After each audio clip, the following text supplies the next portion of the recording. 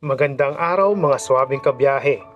Ako si Biyahe ni Binoy at malugod kong ipinapakilala sa inyo ang aking bagong vlog.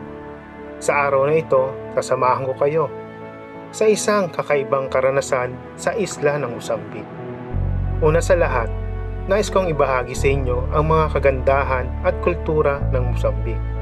Isang bansang napakayaman sa kasaysayan, tradisyon at natural na kagandahan.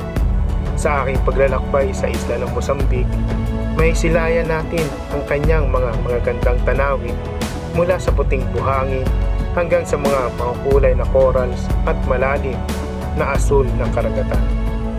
Ang paglalakbay sa isla ng Mozambique ay hindi lamang isang paglalakbay, kundi isang paglalakbay sa kultura, kasaysayan at kagandahan ng bansang ito.